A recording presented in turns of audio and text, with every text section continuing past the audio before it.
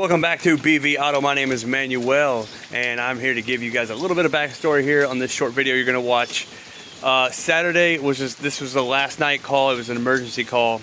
I had to basically tell them to do it the next day because I have my son with me, and it was just going to be late at night, and there's just no way we're going to be able to do this repair. Thank God I did. They were able to find a hotel. A little bit of backstory on this is a crew of workers. These guys kind of have their own company where they install these solar panels on roofs, and they're traveling from Houston, Texas, coming through Kentucky. They're heading all the way up to upstate New York, and I mean they're like way up there. And so what happens is these guys are driving on the interstate, and all 8 studs and lug nuts come off of the big giant truck. It's a 6.7 liter turbo diesel engine. That's a big boy, right? It's a heavy truck. And so they called me last night. I couldn't come and do the job, honestly. I didn't think, one, I wasn't sure if I had all the tools for this, and 2, I didn't know if I was gonna be able to beat the daylight because it was hard to find parts. And so we ended up doing it today. I went out. It took a few hours because I had to go to 3 different O'Reillys, but I got all 8 studs and I got all 8 lug nuts.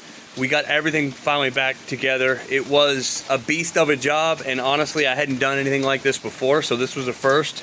And they were able to help me out as well, because the wheel hub alone probably weighed 50 pounds. The tire, it took 2 people to lift it up. This thing is just a monster.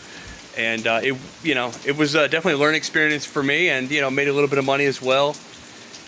So this is it. It's the 2012 2500 4-wheel drive 6.7 liter turbo diesel, and it is the 8 studs and lug nuts that came off. The whole wheel came off while they're driving. Fortunately, none of them got hurt. They're okay. The vehicle did not sustain any serious damage as well.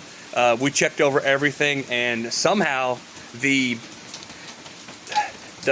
brake drum, rotor, and all that was not damaged enough to where they had to replace all that. And so they were very fortunate. No one got hurt, and so they're back on the road.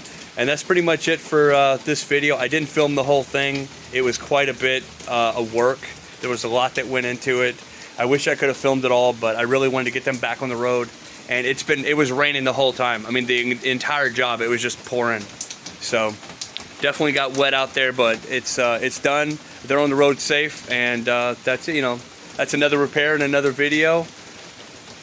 And happy they could get to where they're going, and they're not going to be late for their job upstate New York and in Albany. So yeah, that's it, man. Enjoy the little short repair.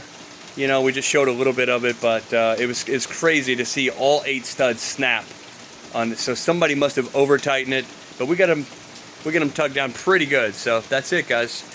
Thanks for watching, and have a good one. I'm on a 2012 Dodge Ram 2500 diesel. It's a 6.7 liter. These guys are traveling from Texas all the way up to New York, and their whole wheel came off. 8 freaking lug nuts and studs snapped all at the same time. I was able to show up today, help them out. This thing was an absolute monster, but we got it jacked up here. These old studs, we beat the absolute living hell out of these things. They're out of there. We're just putting everything back. Got new lug nuts and studs on there.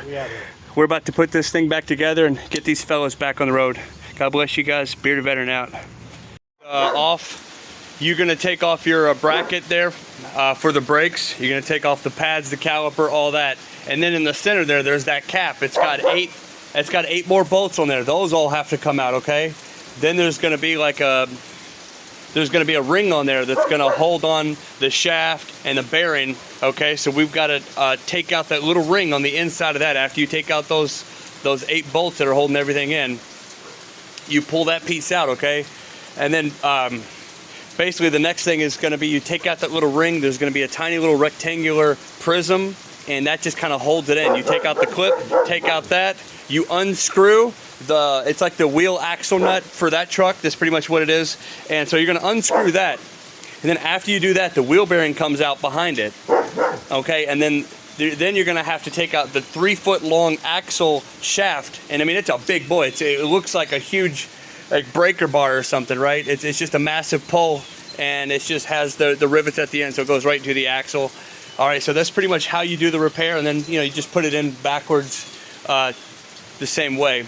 And I did have to decompress both pistons, for the pads to get back on there, and he just pumped the brakes, so he was able to, get back on the road safely, and everything was good to go. And that's pretty much how the repair went. But it was definitely a beast to get off. Obviously, it was a lot easier going back on. We got everything together, so that was just kind of a short explanation on how to do it. I wish I would have filmed it, but again, it was pouring down raining the entire time, so it was just tough. And I know those guys wanted to get out back on the road. We're all just soaking wet. There's 3 guys standing out there while I was repairing it, and they were able to help me out some as well.